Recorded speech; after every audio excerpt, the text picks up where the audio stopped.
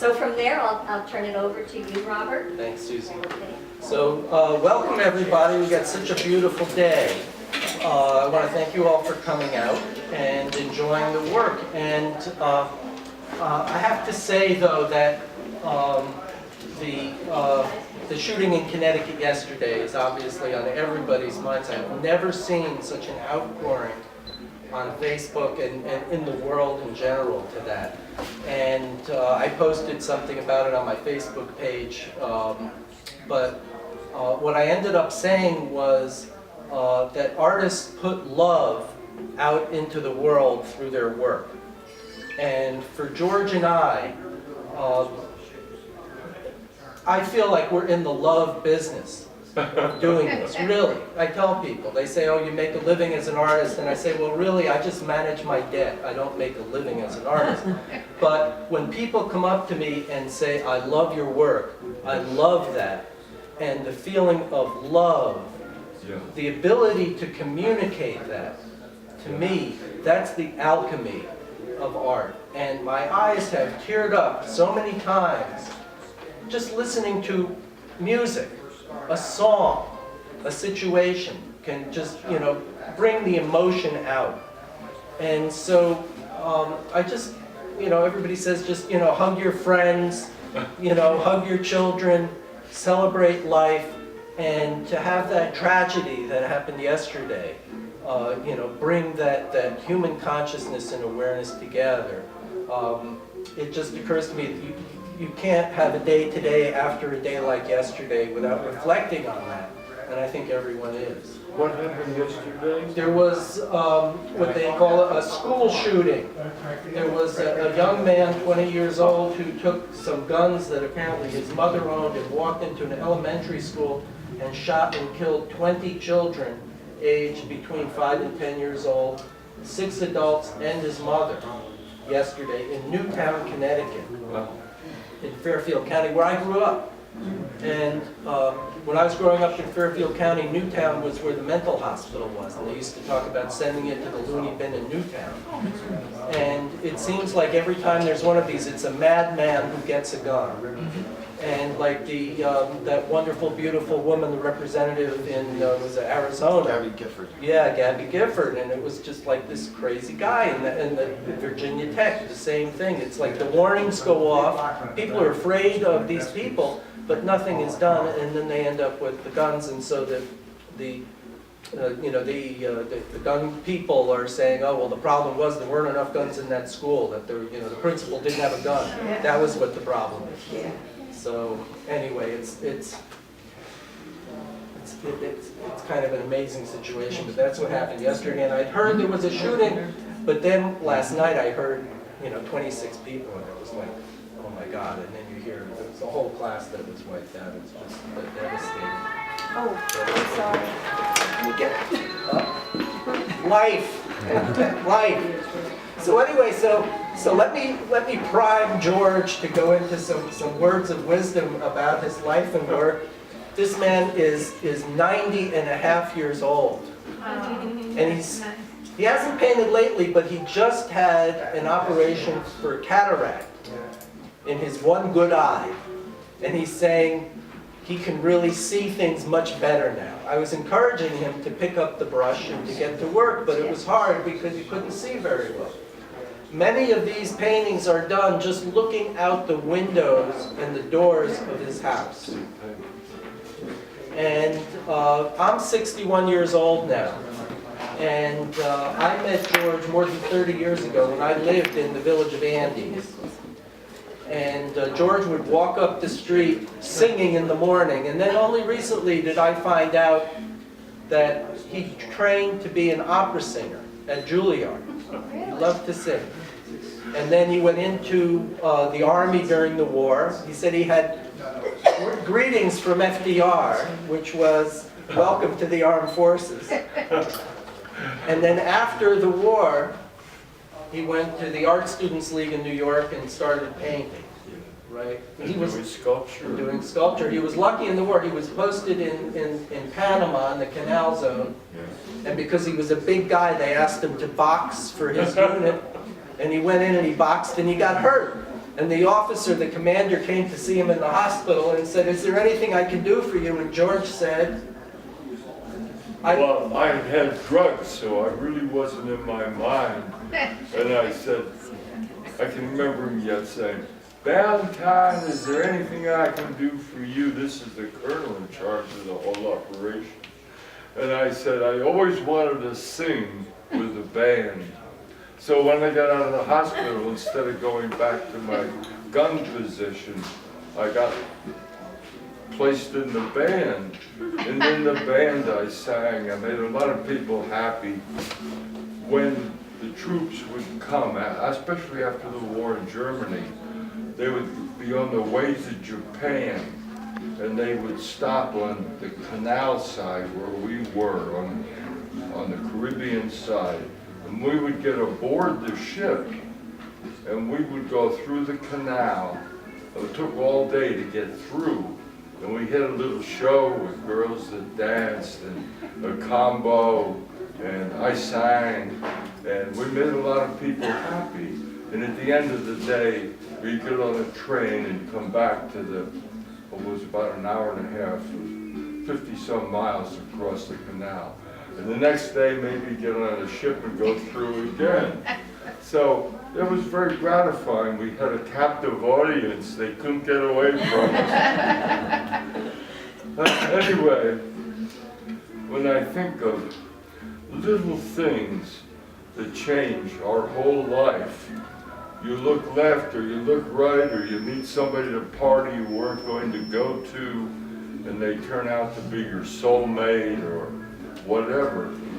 The smallest, I was talking with Pat, the lady that takes care of me, and talking about destiny. And I said, I have faith in destiny. And I just don't know about destiny, except such strange things happen. The place you at a certain place at a certain time. The guys in the 8th Air Force and the B-17s would come in sometimes with a bullet through the jacket that close. So anyway, last week when they said I should talk about my painting, I thought paintings should speak for themselves and words shouldn't be necessary. That if you see the painting and you love it, that should be sufficient. But Robert introduced me and I got talking and I couldn't stop because the painting is so much a part of life, a part of seeing. And I think there's this great feast before us.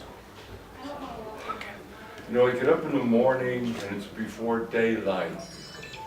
And I have a big window on the southeast side. And I look out, a lot of these paintings are done from that window. And I look out and I watch it get light. And pretty soon the sun comes up. And you can look at the sun when it first comes up. Sometimes if there's a mist, you can see the sun for 10 or 15 minutes and look right at it as though it were the moon. But I feel that here's this great feast. And not to be aware is an important thing. To be aware of this feast, of this beauty which has been prepared for us by whom I don't know. And it fills me. When Robert talked about me singing, I used to sing all the time. It's like putting fire under a kettle and the water boils and the steam comes out. And here was this energy coming out in the form of song. I sang on the streets in New York, across from the Art Students League, and this gentleman went to the Art Students League at a different time than I did. But Carnegie Hall is just across the street on the other corner.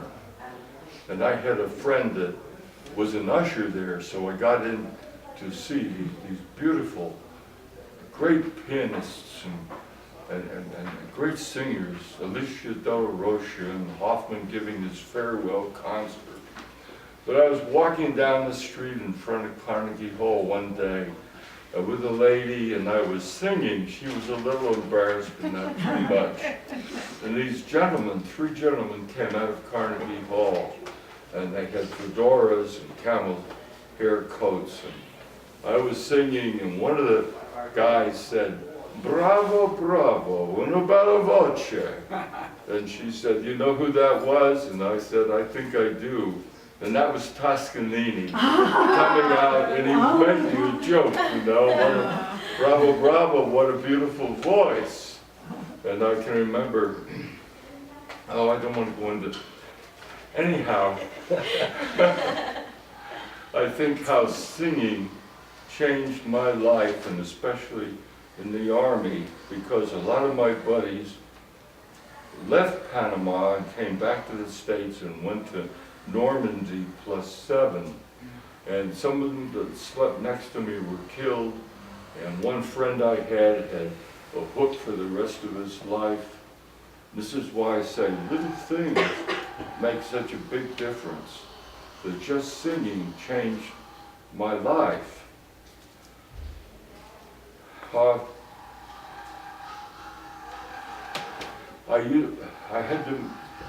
I had to make a living, and I couldn't make it painting.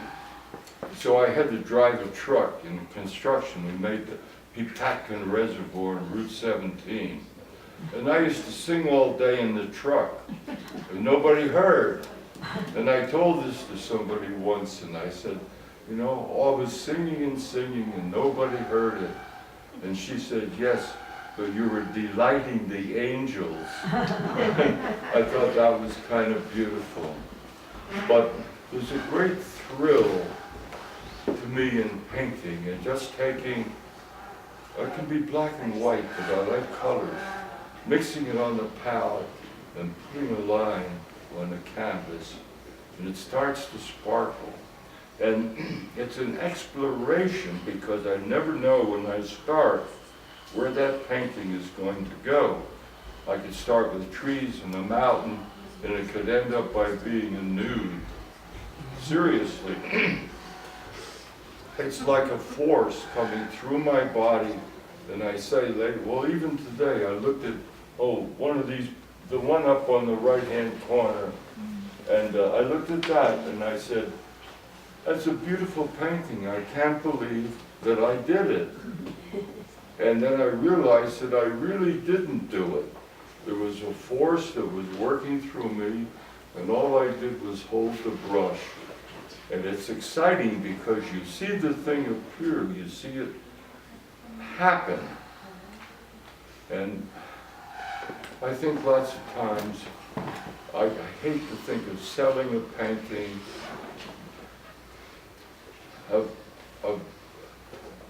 if I say I paint because I want to become famous, that has nothing to do with the painting, with the work of art.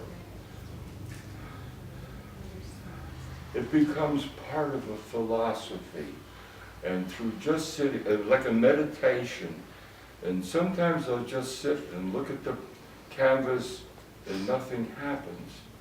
And then I say something must happen. So and when I paint, I have a big painting on the canvas, like this, the snow scene is a big painting, and I sold the little painting of that, which is on the wall over there in the middle. And Robert said, that was a study for this big painting, but that's not quite true. The big painting was a study for the little painting. And I call them poems and paint. I paint poems, and the little ones are referred to as haikus. And they just happen. When I paint, I put the big canvas, and then I have a couple of little ones on clipboards here. And when I paint, and then I clean the brush off on the little paintings, I don't know what they're going to look like. And when I get finished the big painting, I take the little painting and I look at it. Maybe I touched it here or there, but it happened. You get away from thinking, and you go to your heart and you start feeling. And I just feel so close. I don't want to use the word God. I deleted that from my vocabulary for a lot of years because I thought God is so incomprehensible, just beyond anything that we can understand, like the universe and all of its creation. But I later brought the word God back into my vocabulary and had to refer to a person, a beautiful animal, a glass of water, whatever these blessings are, whatever part of this feast is, and even myself, and I say, this all is God. I don't understand it, but the important thing is to realize it. And if through my painting I can pass on to somebody else, and I have people say to me who have received my paintings, either bought them or received them as gifts, that the paintings actually give joy to them, and they have them in a conspicuous place. I say, I don't want them hanging with a bunch of other paintings. You know, put it in your bathroom so when you're sitting on the toilet you can look and see the painting, because then you're free to concentrate on it. So I think everything is so temporary, and I think of, well, mediocrity, and I sort of invented through necessity the phrase, you must understand the magnificence of mediocrity. And people don't understand that when I say it, but it's not just a joke, I really mean it.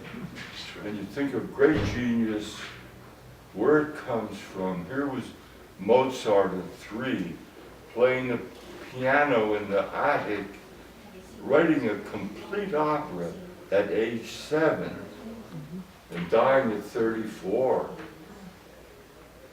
The candle burns out very quickly with genius. Schubert was 31 when he died. Schubert, all the work that he did. And a person like Johann Sebastian Bach, who actually only lived 65 years, but his life was so full and so abundant, and yet after his death, nobody much heard of Johann Sebastian Bach. They understood his sons a little bit. It took Mendelssohn to rediscover Johann Sebastian Bach and what our world would have been without it. So temporary, but I think we have to accept the temporary, our own mortality. I mean, here I am, whatever. Every night I go to sleep, I say, okay, and if I die before I wake, I pray the Lord my soul to take. And I wake in the morning and see the world becoming light, and I say, thank you, God, for another day. And where it goes, I don't know, but I have faith that everything is going to be fine. And I don't know if there's any questions. Well, I want you to talk about Andes a little bit, because some of my memories, so I lived in Andes for 5 years, and I worked on my MFA at Bard in painting in the summers, and I was doing house painting and doing the landscape in Andes, but I moved away in 1984. But I would come back, because the landscape around Andes is just so beautiful. The mountains are bosomy hills with fields carved into them, and dairy country, and it's just a beautiful landscape. And when I would go back to paint, I would stop and visit George, who had a little studio that had been like a little converted gas station garage, and he would be listening to music. So his disquisition on the lives of the composers means something to me, because I remember he spent a lot of time listening to classical music. And, you know, he's wearing hearing aids now, and I know in recent years it hasn't been so pleasurable for him because you lost frequencies. What can you do? But this man is connected to that landscape in Andes. He's, you know, had 2 marriages, 10 children. Everybody's out in New Mexico and Albuquerque, and he won't leave. He won't leave. Generations back to the 19th century, Ballantines had been in Andes. His grandfather had the bank. Was it the bank? Great-grandfather. Great-grandfather had the bank. And so he has tied his identity and his soul to these hills. So, you know, when he talks about, oh, the painting just comes and it's like an imaginary thing, but you see the repetition of the forms of these trees that are the view out his doors that open. And on the other side of these panels are 4 of my pastels that are all birch trees. And they're all the view from George's porch. That I would go out and I'd see that view and I'd be there and I'd set up and do a pastel and he'd watch. And we found one of his paintings there that has the birch trees and the view. That's one of his paintings of the same view. And we included a lot of his winter work in this show because it was a winter holiday show. We did a show together in the spring in Margaretville that was of spring, daffodils and fields. He has a lot of green work as well. And what he talks about with the little paintings, he's got albums filled with hundreds of these small 6x9 paintings, but he's very protective. I said, well, let's bring one of the albums. No, no, no. So if you like George's work, there's a lot of work to see. And so I would visit him a couple of times a year. I'd stop by if you were there, and, you know, he'd see my work develop. And then a few years ago, I talk about in the story of my relationship with him that a longtime partner had passed away and he had a blossoming of the work. A new woman came into his life and he really focused on a lot of paintings. So a lot of these paintings are done just within the last 3 years. And I came to visit and I saw this blossoming of work and I said, George, you've got to show this work. We've got to do something. So, you know, I'm a more active artist in promoting my work. And so when I ordered frames for George. Framed his work. I looked around to places where we could exhibit together, where it wasn't up a flight of stairs, because he's not going to make it up a flight of stairs. And this is really the 4th time we've had exhibits together. This is the 2nd time we've been here. A few years ago we did a show here. It was around your 88th birthday, and we had a little cake. And at that point he's 88 years old, now he's 90 years old. So, you know, we'll see what we can do next year, but I think it's been good for him to get the work out. Yeah. I started framing his work. I had one of my collectors stop by and saw and bought 3 paintings right off my studio floor. So it makes him feel like a successful artist. He likes to sell work, as do we all. But I think there's a real warmth and sensitivity in his paintings, and you know, again, going back to the shooting and the violence in society and all of the money that goes into these computer-generated horror fantasy stories and all the media and the games and everything, it makes me feel like a real, you know, conservative, old-fashioned being. That I actually like to open my box of pastels and do a painting based on my reaction to what I see. I say I paint what I see. And so even though George is going through all of these feelings and emotions, his visual receptivity is based on the connection he feels with this landscape. So what does Andes mean to you? Well, I was born there. I lived the earliest years of my life, which I remember very distinctly. The sound of the brook, because the brook runs right through Andes, and the song of the song sparrow in the spring, the smells, the sounds when I was 2, 3, 4 years old. I remember very distinctly, and I think that they program your life, because all I wanted to do all my life was to be in Andes. And I would like to say, I've done some, what I call earth sculpture there. I used to have bulldozers and backhoes and men, and there were rocks there, and there were water springs coming out of the ground. So a painting you put on the wall is two-dimensional. You look at it this way, it's up, it's across. A piece of sculpture, as you turn your hand, a piece of sculpture is an infinity of drawing. Every time you turn a little bit, there's a new drawing. But I did what I call earth sculpture with bulldozers, and I worked on the land, and I made a park. I made a park for the town of Andes, which are given to the town of Andes now. And I feel you enter into it. It's not a question of just seeing it two-dimensional. It's like Alice going through the looking glass.